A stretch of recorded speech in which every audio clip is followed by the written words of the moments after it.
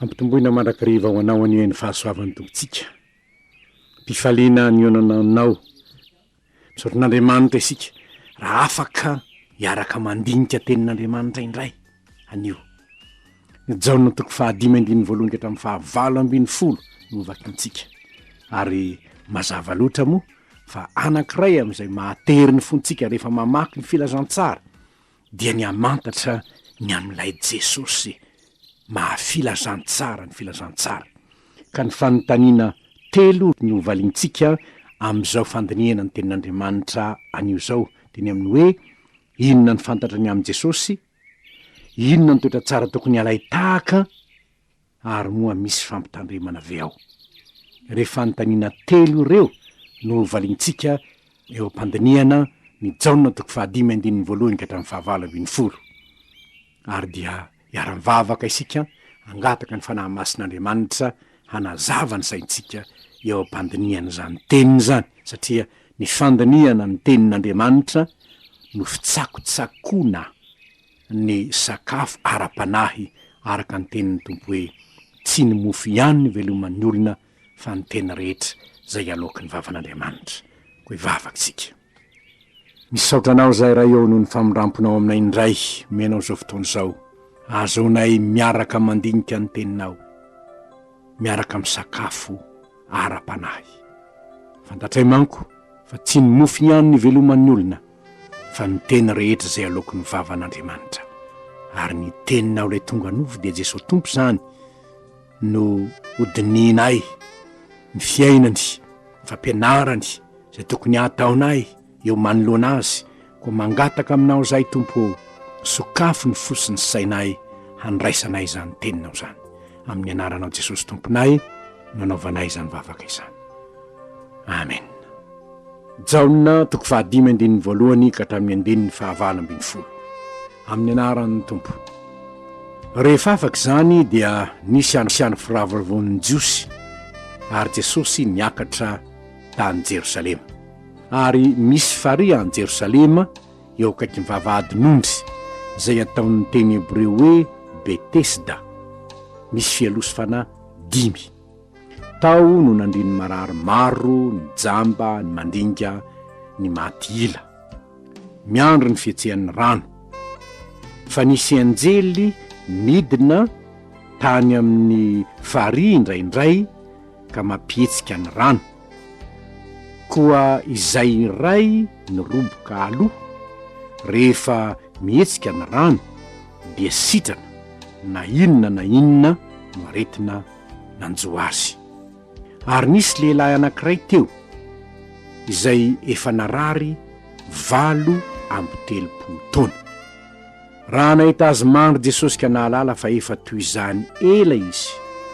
dia hoy izy taminy teo sitrana va ianao lay marary namaly azy hoe tompoko raha etsehina ny rano dia tsy mba misy olona handroboka ahy eto amin'ny faria nefa raha mandeha dia misy olo-kafa misosika eo alohako hoy Jesosy taminy mitsangana eto ny fandrinao ka mandehana ary miaraka tamin'izay dia sitrana raha lehilahy ka nitondra ny fandriny dia lasa nandeha ary sabata izay andro izay dia hoy ny jiosy tamin'ilay efa nisitrana sabata ny andro ka tsy mety raha mitondra ny fandrinao ianao fa raha lehilahy namaly azy hoe ilay nahasitranano nanao tamity hoe eto ny fandrinao ka mandehana ary reo nanontany azy hoe iza moa zany lehilahy zay nanao taminao hoe ento ny fandrinao ka mandehana fa ilay sitrana tsy nahalala azy fa niala teo Jesosy satria nisy vahoaka betsaka teo. Rehefa afaka izany dia hitan'i Jesosy teo kianjan'ny tempoly raha lehilahy ka hoy izy taminy indro efa sitrana ianao aza manota intsony fandrao hanjoanao zay ratsy noho iny teo dia lasa raha lehilahy ka nanambara tamin'ny jiosy fa Jesosy ny nahasitrana azy ary noho izany ny jiosy dia nanenjika an'i Jesosy satria nanao zany zavatra zany tamin'ny sabata izy fa Jesosy namaly azy hoe na raiky miasa mandrakakehitriny ary za koa miasa nefa vao mainty antady hamono azy ny jiosy tsy nohony namahany ny amin'ny sabata ihany fa nohony nilazany koa fa Andriamanitra no rainy ka nanao ny tenany ho mitovy amin'Andriamanitra izy.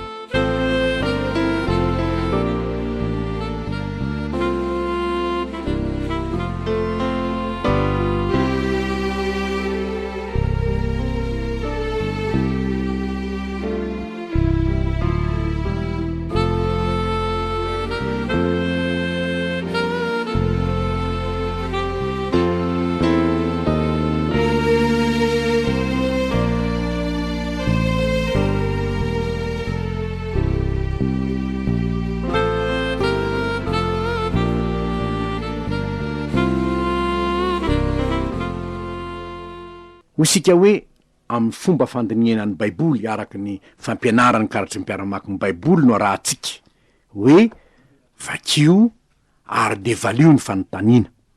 Fanontaniana valitsika ary de fanontaniana voalohany hoe inona ny fantatra ny amin'ny Jesosy.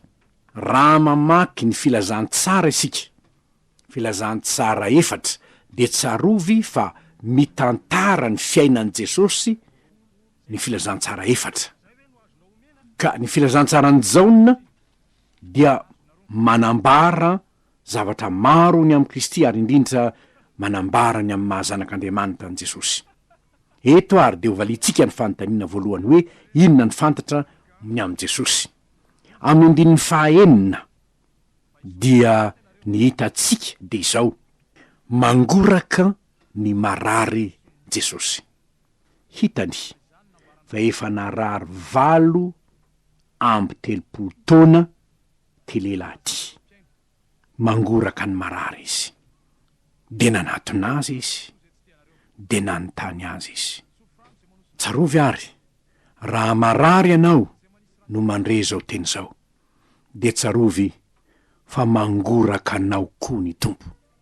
Naiza misy anao ka marary ianao, ty lehilahy ty 8 taona nefa namparary azy. Nangoraka izy de nanontany azy: inona no etaetanao? Teo sitrana ve ianao? Mampahatsiaro antsika lay jamba zay miantsoantso ry Jesosy zanaky Davidy, o mamindrafo amiko. De ho Jesosy hoe: inona ary ny tena ho atako aminao e? De miampahiratana ny masoko hoy ilay jamba. Dia sitrana izy. Ity lehilahy ty koa rehefa hitany fa narary 8 taona lay marary, de nangoraka izy de nanontany azy hoe: teo sitrana ve ianao? Angatsy tsy fantatry ny Tompo fa teo sitrana izy.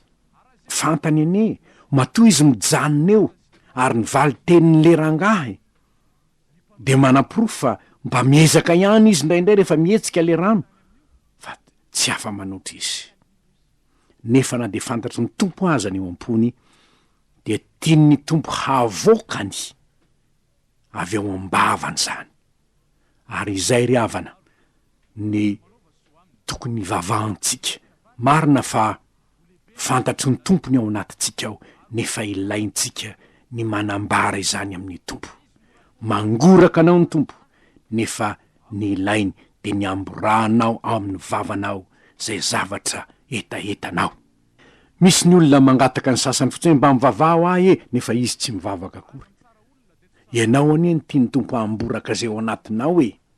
Mangoraka ny marary ny Tompo ary te handreny hetaheta ny marary. Mangoraka anao koa ny Tompo. Na retim-panahy na reti-nofony mahazo anao, aborahy amin'ny Tompo.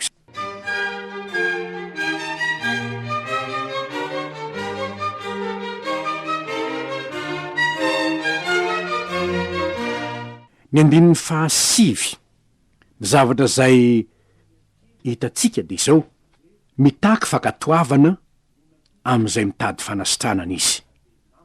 Ilay rangaha rehefa nilaza hoe zany tsy mba misy mandroboka raha mba miezaka aho isosoan'ny olona, de zao ny tenin'ny tompo taminy, mitsangana ka mandehana. Betao ny fandrinao, mandehana. Mitaky fankatoavana izany. Ilay lehilahy zay hitatsika teo am-pandriana, de ngamba afaka laza hoe fa ahoana ary anao tsanganako zany tahaka an'izao e. Fa Jesosy rehefa niteny izy ny finoany ty lehilahy ty, na de tsy fantany aza Jesosy, nahagaga nisy hery nivoaka avy eo amin'ny tenin'i Jesosy, nampitsangana lay marary, dia nitsangana izy ka lasa nandeha. De naninona izy? Mitondra ny entana izy, mitondra ny fandriana izy. Inona koa ny fantatsika ny am' Jesosy eto? Nampandika ny sabata izy. Zany ho hitatsika ny am' Jesosy eto.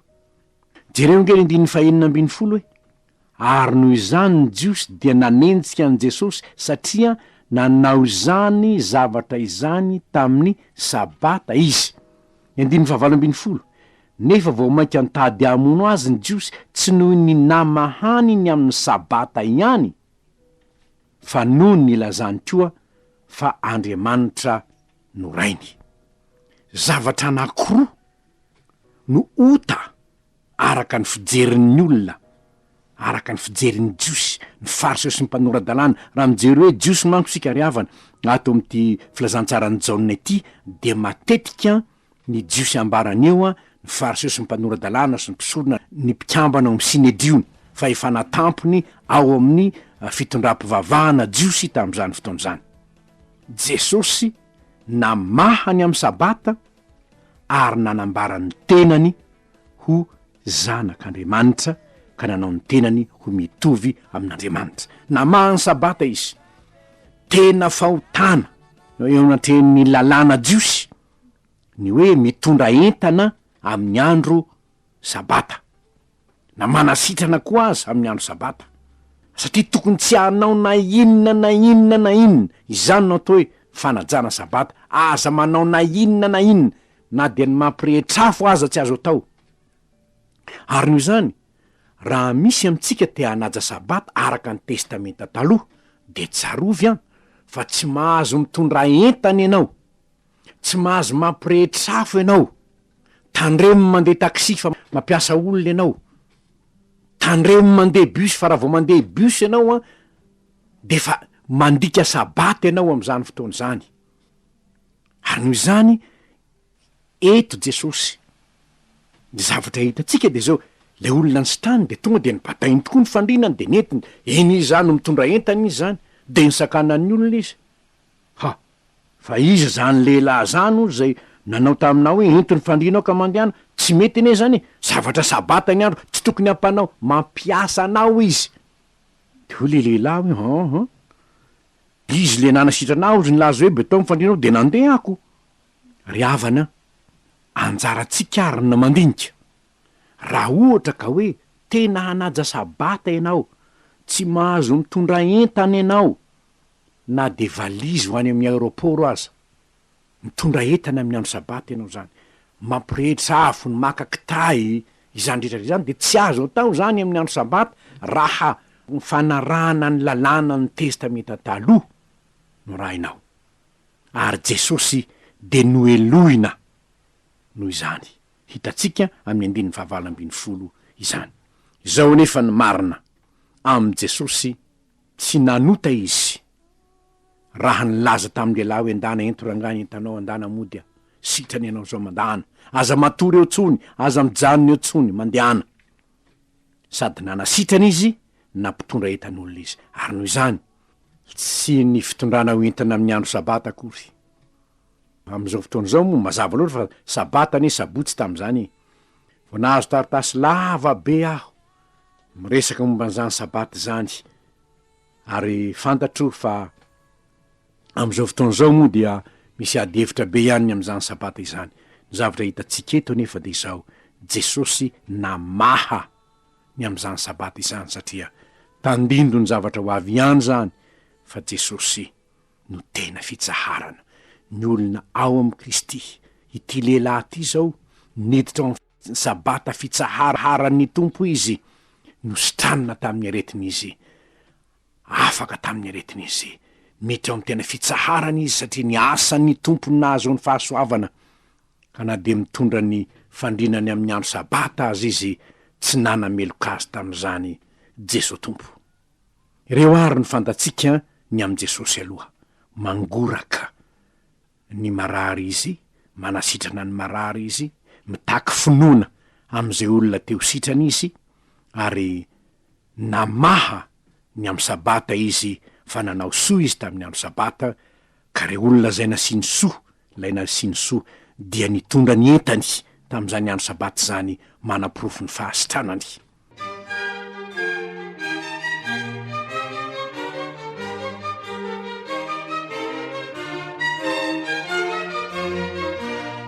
Inona kosa ny toetra tsara tokony ny alaitsika tahaka hitatsika ao? Ny 15, toetra tsara tokony alay tahaka ny an'ny lehilahy izao, ny aiky izy fa tsy afa-manoatra. Ny 15, nambarany tsara mihitsy hoe raha etsehina ny rano dia tsy mba misy olona handroboka eto amin'ny fary, nefa raha mandeha aho dia misy olo-kafa misosika eo alohako. Izany hoe tsy manan-kerina inona na inona tompo fa dia miandro famoram-po sisa ny mba hipetrahako eto, fa raha ny olona no antenaiko tsy manana fanantenana an'izan'izy intsony aho, ary satria ny aiky izy fa tsy afa-manoatra dia ny fanena tamin'ny tompo izy. 8 taona ny izy narary, asa na firy andro na firy volana na firy taona no efa nipetrahany teo, fa ny nampaharary azy nefa fantatry ny tompo hoe efa 8 taona izy ny narary, ary angamba efa lany aika tatsisy tary hany fanantenany dia mba hiandry lay anjely zay manetsika le rano avy any an-danitra, miandry amin'ny fanantenana lay rano izy famoram-pon'Andriamanitra, satria misy anjely iran'Andriamanitra manetsika le rano zay mitsomboka voalohany eo dia sitrana. Izany voalaza 14 amin'ity jaona 15 ity. Tsy nanana fanantenana afa-tsy ny famoram-pon'Andriamanitra izy. Ianao koa misy fotoana sasany zay tsy hitanao mihitsy hoe aiza ny lalana, amin'izay fotoan'izay miandrasa ny famoram-pon'Andriamanitra. Hodidinim-pahavalo ianao angamba, misy zavatra tena tsy hitanao mihitsy ny hoe mba miezaka ihany ianao fa tsy hitanao, dia izao nambarao amin'ny tompo hoe tompo mba miezaka ihany any hafa fa tsy tafavoaky, milanao ahy Jesosy io, manantenanao ahy ianao sisan'ny fanantenako, mitompo maso aminao ahy Jesosy. Toetra tsara tokony alay tahaka nanana an'ilay marary zany.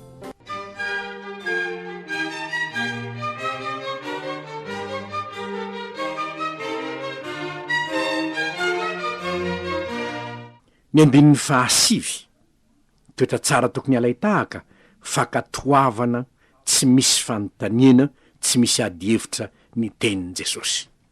Azo antoka fa ty lehilahy marary ty dia efa mahalala ihany, efa mba mandre ny tenin'Andriamanitra torian'ny fariseusy sy ny mpanorandalàna jiosy raha teo izy, efa mety ho fanampianarana ny lalàna izy, kanefa rehefa Jesosy no nilaza taminy hoe betao ny fandrianao ka mandehana, sitrana izy ka ilay nanasitrana azy milaza hoe betao ny fandrianao dia nentiny iny. Tsy nila adihevitra izy, tsy nila adihevitra teolôzika na ny fanakalo hevitra tamin'izao zao ndray, satria efa sitrana izy, ary lay herin'ny tenin'ny tompo hoe mitsangana, lay herin'ny tenin'ny tompo tonga tao aminy na sitrana azy, mitsangana entiny fandrianao ka mandehana. Zay ny baiko nomen'lay ny tompo zay ny teny taminy, ny herin'lay teny hoe mitsangana niditra teo aminy dia nitsangana izy. Betao amin'izay ny fandrianao ka mandehana dia nandeha izy, tsy nanontany izy hoe fa ahoana ary sabatany eny andro ka tsy tokony hitondra ny tia, tsia Jesosy no miteny, nanao izy. Ry havana, rehefa tena fantatrao marina fa ho anao ny tenin'Andriamanitra, rehefa tena fantatrao marina fa teny ho anao ny tenin'i Jesosy, hazony zany, mety hanameloka anao ny olona, tsy tokony hataonao zao fa sabata ny andro, tsy tokony hataonao zao fa andro takan'izao ny andro, fa rehefa fantatra aho fa Jesosy sy ny nanasitrana anao, Jesosy ny laza hoe betao ny fandrianao ka mandehana, Andriamanitra ny tokony ekena mihoatra noho ny olona. Ary io ry havana, io tenin'ny tompo io de tena mazana io mamitaka atsika. Ka atahoana fa zao ny tenin'Andriamanitra kanefa mbola olombelona ihany ianao ka tsy maintsy mihaino ny tenin'ny olona tahaka an'izao. Tsy atomboko. Rehefa hoy ny tompo hoe aza mijangajanga, tsy misy ady hevitra zany. Rehefa ozy ny tompo hoe izao no izy fa avetavetana eo mason'i Jehovah makanisana any am'mpanaro sy ny mpiskidy sy zao iteny aminao ny olona hoe antony azany ny fomba ny mahamalagasika ianao ve hiala aza ny hevitra olombelona no amelanao tsy akatoavanao ny tenin'ny Kristy. Fa ny fakatoavanao ny tenin'ny Kristy dia ahitanao fitahena. Mbiny faraiky ambiny folo ahitantsika lay sitrana naninona izy sahina maly ireo nanometsiny azy izy. Sa izy ny teny tsy tokony ataonao zao fa sabata ny andro tsy tokony hitondra an'iny ianao. De ozy lay efa nanasitranao ozy nanao hoe atao ny fandrinao de mandehanako no Jesosy nefa ny teny hoe zao ka na inona teninareo tsy avelako ty etako ty. Zao ny tenin'ny tompo tamiko. Na inona teninareo lay nanasitranay nanao amiko hoe zao. Ry havana, ianao koa rehefa tsapanao teo amin'ny fiainanao fa sitran'ny tompo tamin'ny areti-panahinao ianao, tonga olom-baovao ianao, de zao no izy aoka ho sa ianao hanazava amin'ny olona ny hoe fa nahoana ary ianao no manao an'izao, satria izao no nolazainy tamiko. Eto dia tsara ny manamarika ry havana, fa ny fahavoazan'ny maro de zao tsy manana tenin'ny tompo hoentiny manamarina ny fihetsiny izy. Ary zany no ilaina ny ianarantsika ny tenin'Andriamanitra mba hahatonga antsika ilaza hoe manao an'izao aho satria izao no voasoratra, tsy manaiky an'izao aho satria izao no voasoratra. Ary eto dia tsara ny angalatsika tahaka an'ity lehilahy ty lehilahy nararika sitrana ity. Ozy hoe ilay nanasitrana no nilaza tamiko hoe betao ny fandrinao ka mandehana, ko nanasitranà ny teniny. Izy no nilaza tamiko hoe azavela eo fandrinanao fandana entomody io. Ko nahoana no ahavelako io ary nahoana no ahazerako ety an-dalana. Ry havana, amin'ny fanarahana ny tompo na toeranaiza misy anao dia tsara mihitsy any ahaizanao tenin'Andriamanitra hanorenanao ny finonao sy ny zavatra zay akatoavinao.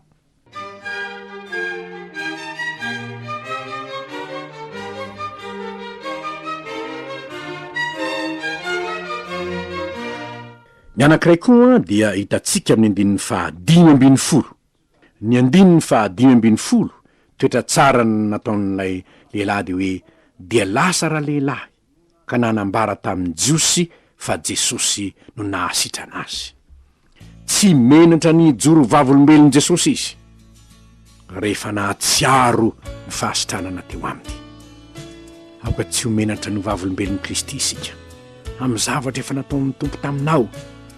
Ireo jiosy zay nanenjika ireo indrindra no nijoro ny vavolombelona. Ilay Jesosy enjehinareo no nanasitranako no ianareo foana manentsy azy fa za sitrana zao. Sitrana hitanareo fa sitrana ianareo teo. Inona mba nataonareo tamiko? Jesosy ny nanasitranahy. Sahinao ve no mijoro vavolombelon'i Kristy no amin'izay efa nataony taminao? Sahinao ve nahoana ny menatra? Raha misy menatra eo anatrehan'ny olona ho Jesosy, dia ho menatra azy kosa eo anatrehan'ny anjelin'Andriamanitra. Fanontaniana farany izay hovalintsika dia ny hoe inona ny fampitandremana nataon'ny tompo? Efa sitrany ianao zao, aza manota intsony fa nyrao manjoanao zay ratsiratsy koniny teo. Fantatry ny tompo zany fa vokatry ny fahotany ty rangahy ty kay ny namparary azy io.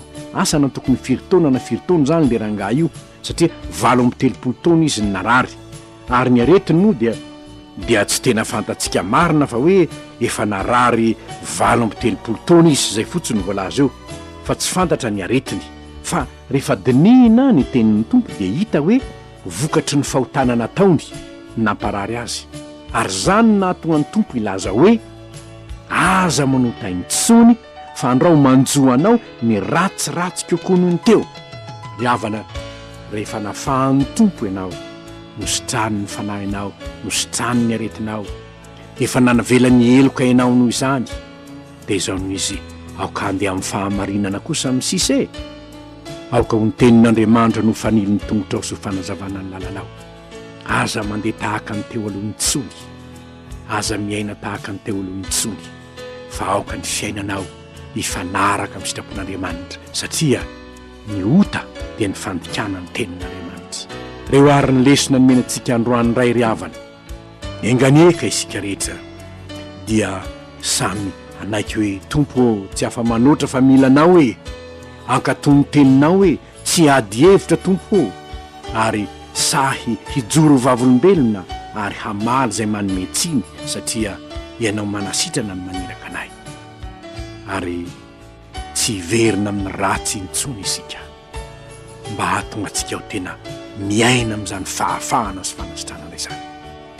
Enganeka izany tenin'Andriamanitra izay nomenantsika androany izany, rehetra tsara tokony alay tahaka atao amin'ilay narary ny ositranina, reo ahafantarantsika an'i Jesosy mangoraka ny marary, mitaky finoana ny farakataovana ny teniny izy, ary tsy atahotra ny hihaonana amin'izana amin'iza isika rehefa nisotraniny tompo. Izany ny eno amen'ny fontsika dia ho tokana ihany ny tarigetranao miankatony ny teninao Jesosy io.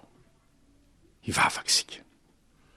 Misaotranao tompo noho ny teniny menao anay androany indray, mampiseho anay tantara mahafinaritra, ny fangorahanao Jesosy tompo, anay izay mahatsiaro malemy tsy mahavita ninninna mila hery avy aminao, ny fanohananao tsara indrindra. Misaotra noho nanasitranao ty lehilahy ity izay toko anay kofa afaka manasitrana anay ianao naretiny nofo izany nara-panahy. Ampio zahay ankatony teninao ary tsy homenatra ny joro vavolombelonao. Amin'ny anaranao Jesosy no anaovanay izany vavaka izany. Amen.